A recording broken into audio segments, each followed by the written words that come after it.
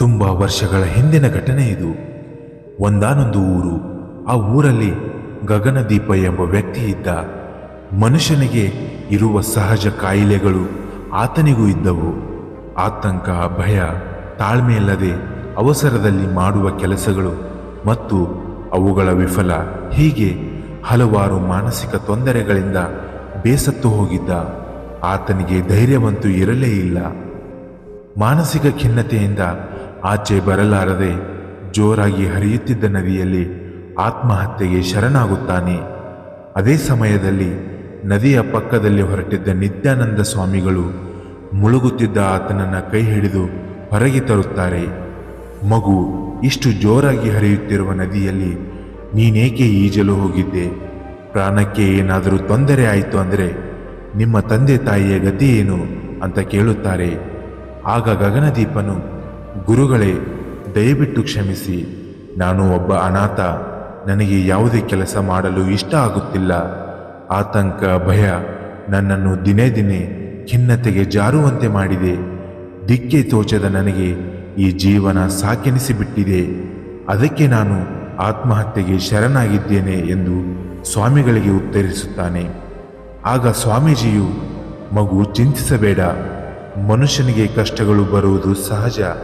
ಆದರೆ ಯಾರು ಕಷ್ಟಗಳನ್ನು ಎದುರಿಸಿ ನಿಲ್ಲುತ್ತಾನೋ ಅವನು ಜೀವನದಲ್ಲಿ ಎಂದಿಗೂ ಸೋಲುವುದಿಲ್ಲ. ನೀನು ನನ್ನ ಆಶ್ರಮಕ್ಕೆ ಬಂದರೆ ನಿನ್ನ ಕಷ್ಟಗಳನ್ನು ನಾನು ಪರಿಹರಿಸುತ್ತೇನೆ. ಆದರೆ ಒಂದು ಷರತ್ತು, ನಾನು ಹೇಳಿದ ಪ್ರತಿಯೊಂದು ಮಾತುಗಳನ್ನು ನೀನು ಅಚ್ಚುಕಟ್ಟಾಗಿ ಪಾಲಿಸಿದರೆ ಮಾತ್ರ ನಿನ್ನ ಕಷ್ಟಗಳನ್ನು ನಾನು ದೂರ ಮಾಡುತ್ತೇನೆ. ಸ್ವಾಮೀಜಿಯ ಮಾತುಗಳನ್ನು ಕೇಳಿದ ಗಗನದೀಪನು, ಹಾಗೆ ಆಗಲಿ ಸ್ವಾಮೀಜಿ, ನನಗೆ ಈ ಕಷ್ಟಗಳಿಂದ ಮುಕ್ತಿ ಕೊಡಿ ಎಂದು ಬೇಡಿಕೊಳ್ಳುತ್ತಾನೆ. ನಿತ್ಯಾನಂದ ಸ್ವಾಮೀಜಿಯು ಗಗನದೀಪನನ್ನು ಕರೆದುಕೊಂಡು ಆಶ್ರಮಕ್ಕೆ ತೆರಳುತ್ತಾರೆ. ನಿತ್ಯಾನಂದ ಸ್ವಾಮೀಜಿಯು ಗಗನದೀಪನಿಗೆ ತನ್ನ ಕಷ್ಟದ ಪರಿಹಾರವನ್ನು ತಿಳಿಸಿಕೊಡುತ್ತಾರೆ. ಮಗು, ನೀನು ನನ್ನ ಆಶ್ರಮಕ್ಕೆ ಬಂದಿದ್ದೀಯಾ? ಈ ಆಶ್ರಮದಲ್ಲಿ ನೀನು 1 ವರ್ಷ ಸೇವೆ ಮಾಡಿದರೆ ನಿನಗೆ ಒಂದು ಮಡಿಕೆಯನ್ನು ಕೊಡುತ್ತೇನೆ. ಆ ಮಡಿಕೆಯ ವಿಶೇಷ ಏನೆಂದರೆ ನೀನು ಕೇಳಿದ್ದನ್ನು ಕ್ಷಣಾರ್ಧದಲ್ಲಿ ಆ ಮಡಿಕೆ ಕೊಡುತ್ತದೆ. ಹಾಗೂ ಮತ್ತೊಂದು ವರ್ಷ ನೀನು ಆಶ್ರಮದಲ್ಲಿ ಸೇವೆ ಮಾಡಿದರೆ ಆ ಮಡಿಕೆಯನ್ನು ಹೇಗೆ ತಯಾರು ಮಾಡುವುದನ್ನು ಹೇಳಿಕೊಡುತ್ತೇನೆ. ಆದರೆ ಜಾಗ್ರತೆ, ನಾನು ಕೊಟ್ಟ ಮಡಿಕೆಯು ಒಡೆದು ಹೋದರೆ ಆ ಮಡಿಕೆಯಿಂದ ನಿನಗೆ ಸಿಕ್ಕಿದ್ದೆಲ್ಲವೂ ಮಾಯವಾಗುತ್ತದೆ ಎಂದು ಹೇಳುತ್ತಾರೆ. ನಿತ್ಯಾನಂದ ಸ್ವಾಮೀಜಿಯ ಮಾತುಗಳಿಗೆ ಗಗನದೀಪನು ಒಪ್ಪಿಕೊಳ್ಳುತ್ತಾನೆ. ಹೀಗೆ ದಿನಗಳು ಕಳೆದವು, ತಿಂಗಳುಗಳು ಕಳೆದವು, 1 ವರ್ಷ ಮುಗಿಯಿತು. ಗಗನದೀಪನು ಸ್ವಾಮೀಜಿಯ ಬಳಿ ಬಂದು, ಗುರುಗಳೇ, ನನ್ನ ಕಡೆಯಿಂದ ಸೇವೆ ಮಾಡಲು ಆಗುತ್ತಿಲ್ಲ. ಆಶ್ರಮಕ್ಕೆ ಬಂದು ಇವತ್ತಿಗೆ 1 ವರ್ಷವಾಯಿತು.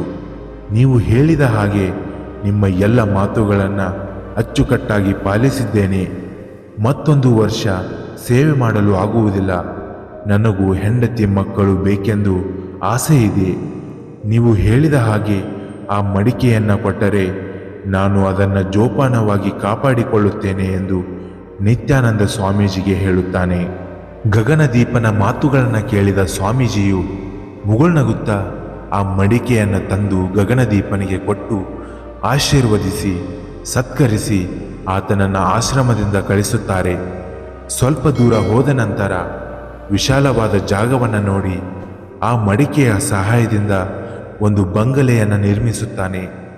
ತನಗೆ ಬೇಕಾದ ಎಲ್ಲವನ್ನ ಪಡೆದುಕೊಳ್ಳುತ್ತಾನೆ. ಸ್ವಲ್ಪ ದಿನಗಳ ನಂತರ ತನ್ನ ಸುಖದ ಭೋಗವನ್ನು ಅನುಭವಿಸುತ್ತಿರುವಾಗಲೇ ತಾನು ಮಾಡಿದ ಎಡವಟ್ಟಿನಿಂದ ಮಡಿಕೆಯು ಕೆಳಗೆ ಬಿದ್ದು ಒಡೆಯುತ್ತದೆ. ಆತ ಗಳಿಸಿದ್ದ ಎಲ್ಲ ಸಂಪತ್ತು ಮಾಯವಾಗುತ್ತದೆ. ಅಯ್ಯೋ ಛೇ, ನಾನೆಂಥ ತಪ್ಪು ಮಾಡಿದೆ.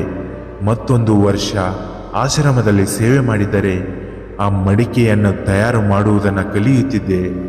ನಾನು ಮಾಡಿದ ಅವಸರದಿಂದಲೇ ನಾನು ಮತ್ತೆ ಬಡವನಾಗಿ ಬಿಟ್ಟೆ ಎಂದು ದುಃಖಿಸುತ್ತಾ ಮತ್ತೆ ಆಶ್ರಮಕ್ಕೆ ತೆರಳುತ್ತಾನೆ.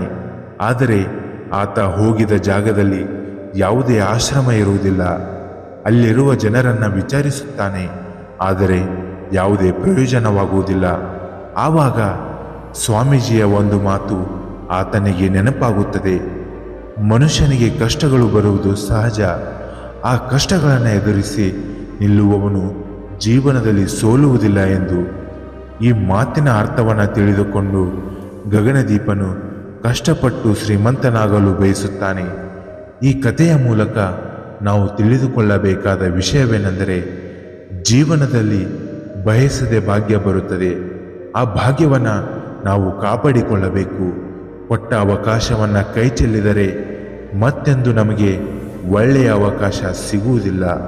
ಇನ್ನಷ್ಟು ಹೆಚ್ಚಿನ ಮೋಟಿವೇಶ್ನಲ್ ಕಥೆಗಳಿಗಾಗಿ ನಮ್ಮ ಯೂತ್ ಮೋಟಿವೇಶನ್ಸ್ ಕನ್ನಡ ಚಾನೆಲನ್ನು ಸಬ್ಸ್ಕ್ರೈಬ್ ಮಾಡಿ ಹಾಗೂ ಬೆಲ್ ಐಕಾನ್ ಮೇಲೆ ಕ್ಲಿಕ್ ಮಾಡಿ. ಧನ್ಯವಾದಗಳು. ಜೈ ಹಿಂದ್, ಜೈ ಕರ್ನಾಟಕ ಮಾತೆ.